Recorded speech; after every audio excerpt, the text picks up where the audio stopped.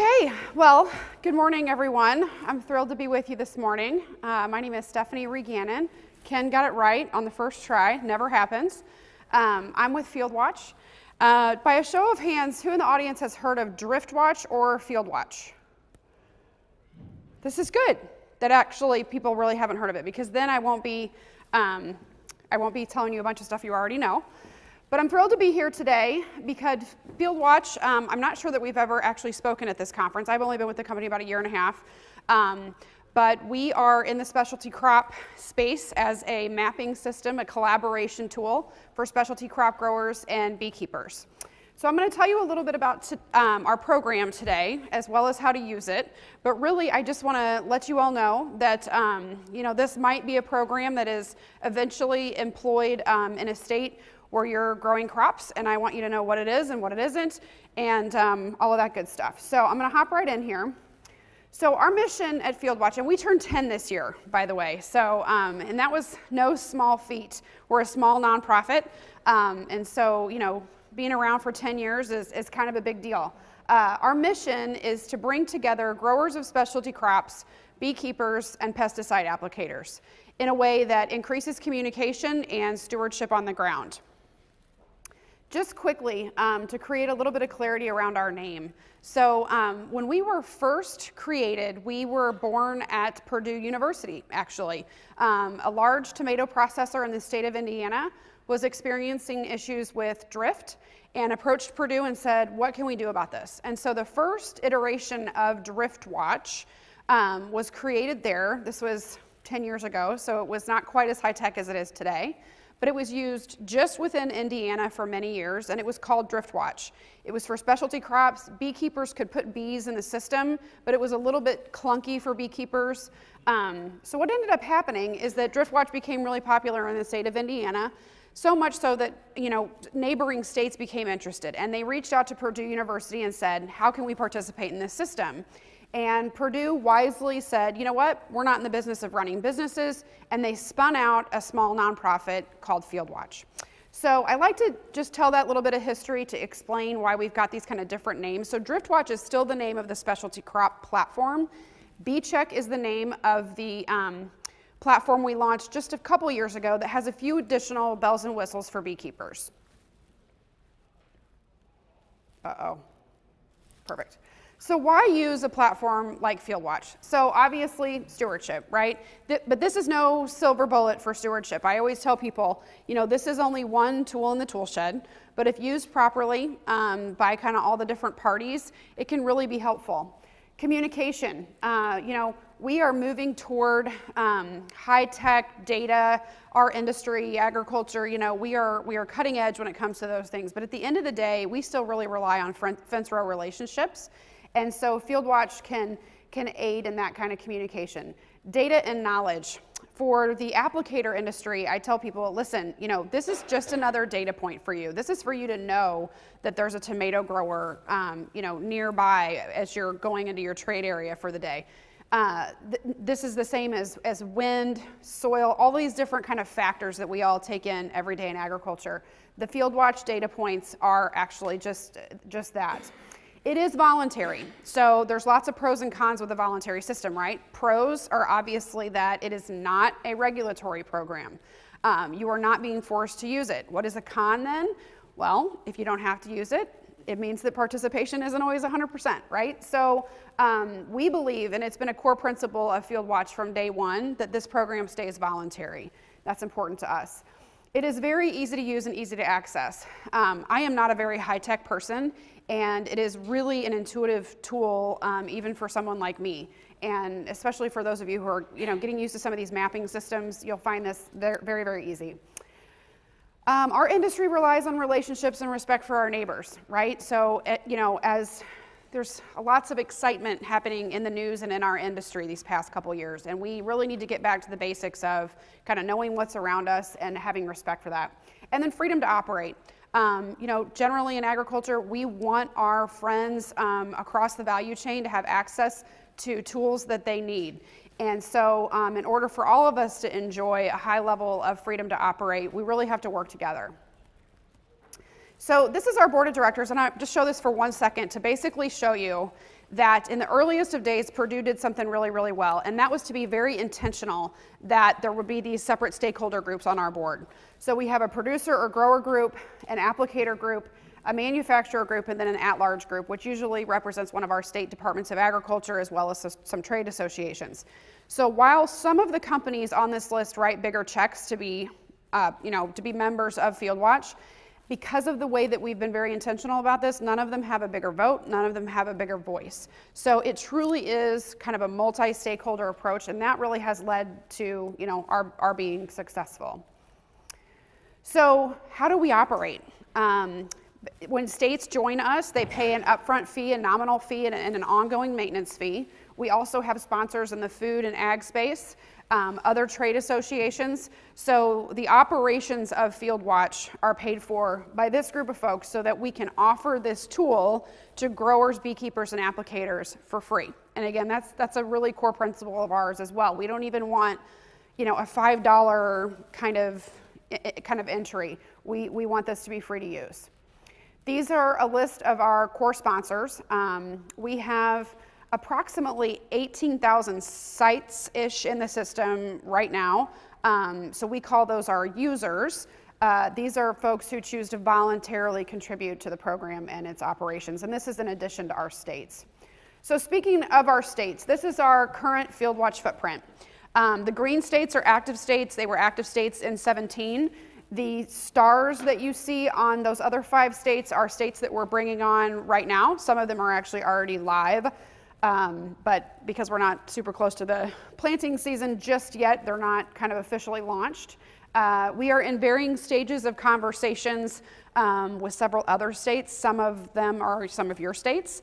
And so we're experiencing a pretty rapid level of growth. And, part of that has been the pollinator conversation of the last several years, pollinator health. The other part of that has been the, new technologies coming on market that people are frankly nervous about. And so, we're in a pretty good position right now, although I will say we're a staff of 2. So growth is really, really good, but only if you can manage it. So I know this is a little bit small to see, but these are some of the different screenshots of what our tool actually looks like. On the top left-hand side, this is what an applicator would see when he goes in our system. You might not be able to see, but there are little data points. And when you drill in to those kind of circular pins, they become polygons that are in the shape of fields. And when you click on those, this contact box pops up in the right-hand side. So it'll say, what the crop is, how many acres, how you get a hold of that person, all that good stuff. We ask for as much information as a grower or beekeeper is willing to share, just so the applicator has, as much information as he can get right there at the outset. On the bottom left-hand side, that's actually a grower's view or a producer view through DriftWatch. You can see some of his fields and polygons. On the left-hand bar of that, you can see that he actually has multiple fields in our system, and he can click on those and edit them and all that good stuff. On the bottom right is a beekeeper view. We actually have an annual renew process, so data integrity is very important to us. In our earliest of days, we were getting all this data, which was so great, but we had no way to validate it or get it off the system if it was no longer accurate. So every year during this time, from January to March, we are doing active outreach through email, initially several emails, and then a mailer at the end. We need to hear from the people who are using our system. If we don't actively hear from them, and it's as simple as a click, you don't have to redraw your map every year. If something's changed, it's a couple of clicks. But essentially, we need to know that your data is accurate.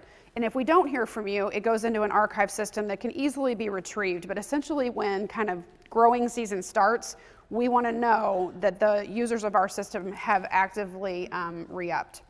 This is just, I just kind of show this as 2 different views of one state, Illinois. So when it's zoomed out, that's what Illinois looks like, right? Lots of stuff.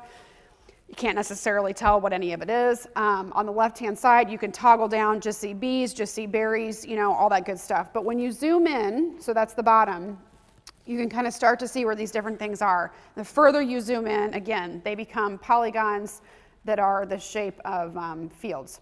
This is that contact box, again, for applicators to see.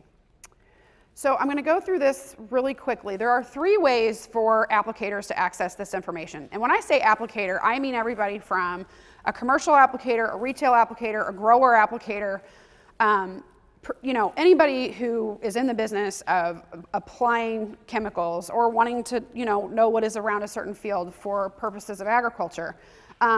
We have a public map, so you can go to fieldwatch.com, Fieldwatch registries, click on the left-hand side, and it'll take you into our maps.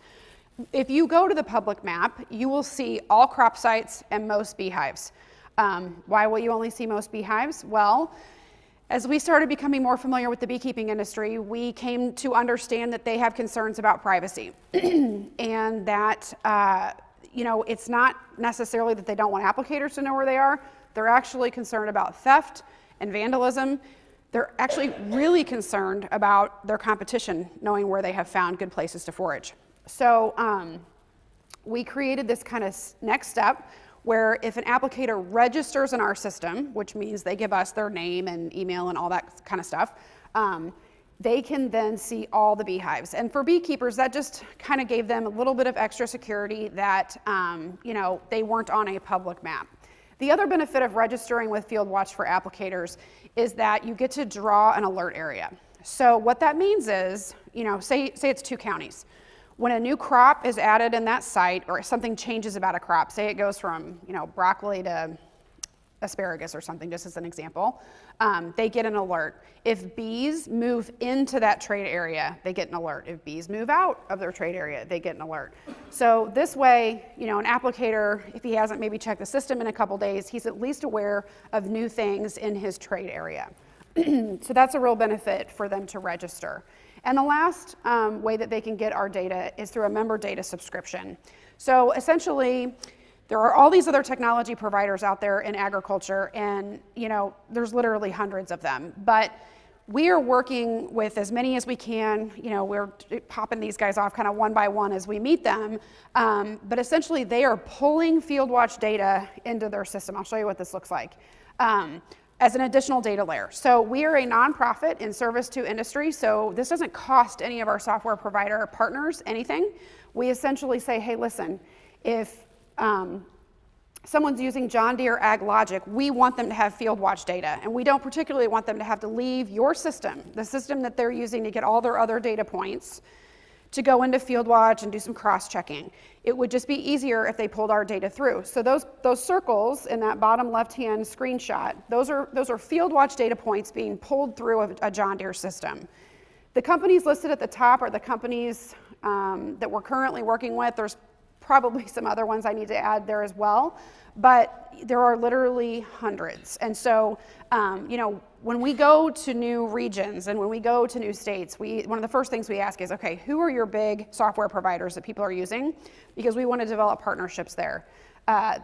Just to give you an example of what this does in terms of more eyes on our data, which is really the end goal, we have about 15,000 unique hits to our site every month. We get about 500,000 sets of eyes per month through these partnerships.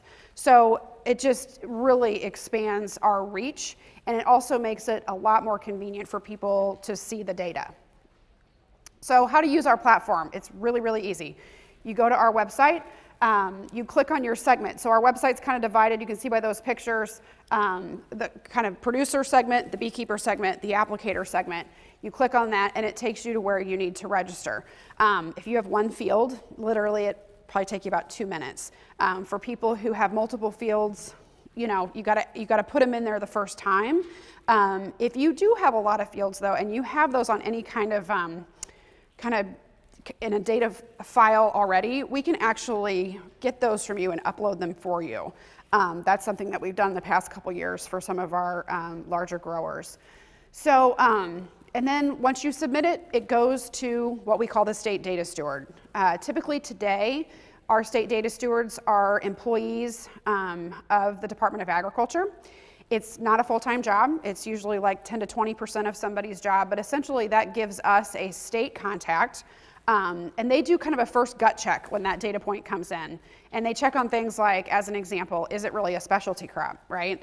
But also, is it a half acre in size in a commercial operation? That's one of the things about our scope, is that we don't allow backyard gardens and things like that. So it needs to be a commercial operation, even if it's just going to a farmer's market, and it needs to be a half acre in size, those kinds of things. State data steward takes a look at it. If it looks legit, they approve it. If he has a few questions, he picks up the phone, but in a very timely manner goes ahead and gets that on the map. Very, very simple process. Yeah, so this is just a better photo kind of the website. We try to make this as easy as possible for folks. So again, you don't have any kind of barriers to entry. This is just what it looks like for an applicator to be able to draw his alert area. I threw this in there so you guys can just kind of tell, again, how easy that is for them. So one of the things that I've tried to do in my year and a half tenure is really help empower and activate our partners in the states. First of all, as I said in the very beginning, we had just total name confusion, and I've really tried to drive branding awareness to the company name of FieldWatch, not leaving behind our 2 platform names. But the truth is, one of these days we could have some different platforms under us, and we need for people to understand what the umbrella company does. And so we've created a bunch of new resources, frequently asked questions, how do you register, guides, we're gonna have videos this year, because as a staff of 2, we just simply can't be everywhere. But the other thing is, you know, you all are gonna listen to the leadership of your organizations or your Department of Agriculture more than you're gonna listen to somebody like me who is, you know, is from a small town in northern Missouri. So we wanna really activate our folks who are using this tool to be spreading the word for us. So we've really tried to create some good tools to do that. And, you know, if you wanna take a look, they're right on our website. This is just an expanded list of that.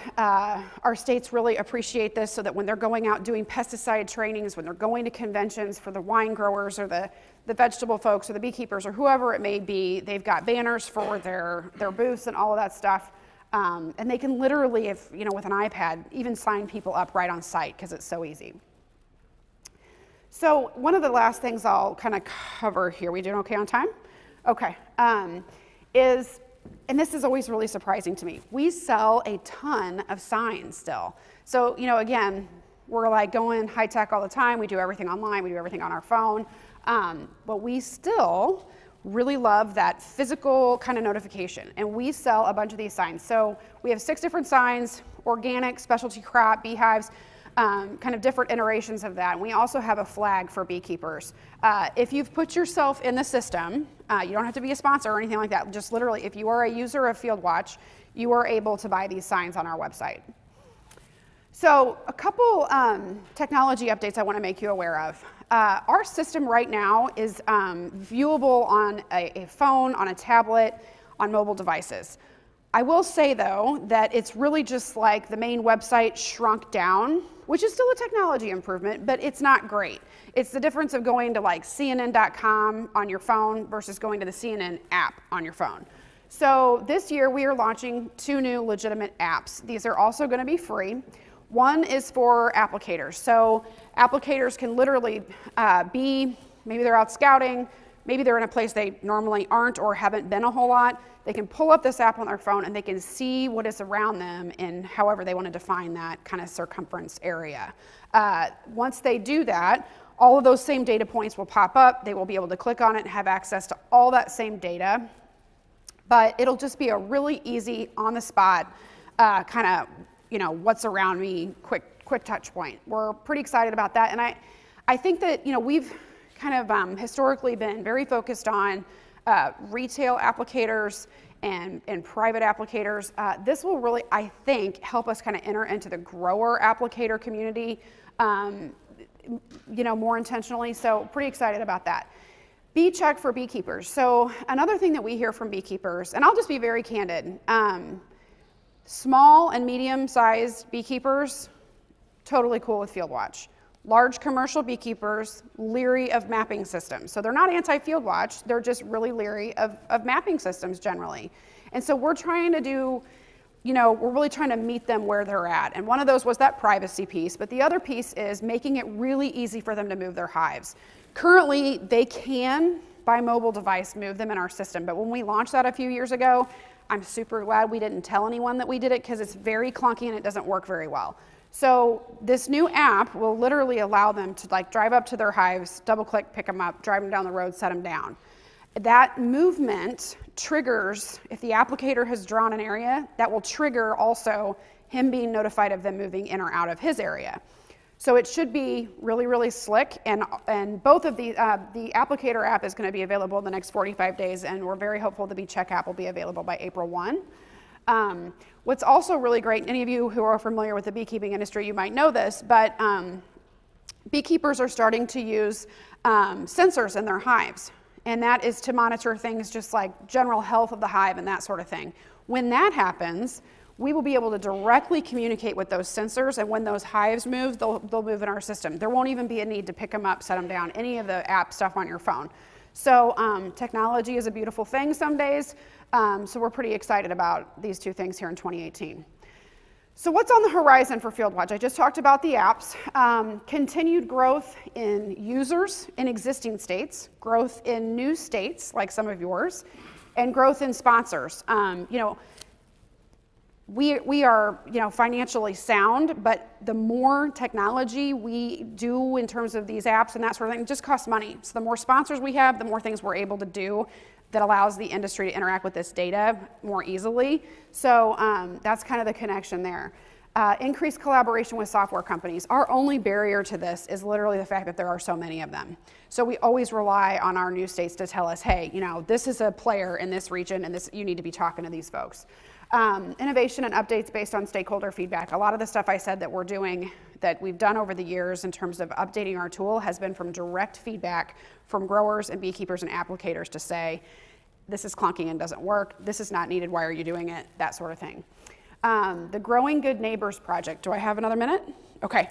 So we're doing a pilot program in Missouri this year, mainly because I live there and I'll be able to manage it locally, but we're hoping to roll this out nationally next year. So essentially what this is a group of agriculture stakeholders in our state saying, you know what, we need to get back to the basics of neighborly communication, neighborly relations. And we're hosting a series of community dinners across the state, and we're inviting, leaders from the row crop world, the specialty crop world, beekeepers, conservationists, retailers, and extension agents, and we're having conversations about the importance of being good neighbors. And I know this sounds really simple. Everybody wants to kind of overthink it when I talk about it, but don't overthink it. It's really that simple. And people are really excited about it. We've had some challenges in the Midwest with some of these new technologies, and it has really caused strain in some of our communities. And so, being reminded of what we do in agriculture, and at the end of the day, fence-row relationships really matter, is something that FieldWatch, we feel that is kind of at our core of our mission. So anyway, the first dinner is a week from today. We're really excited about it. So hopefully one of these days you'll read about it in a publication somewhere, and maybe we'll even be doing it in Pennsylvania.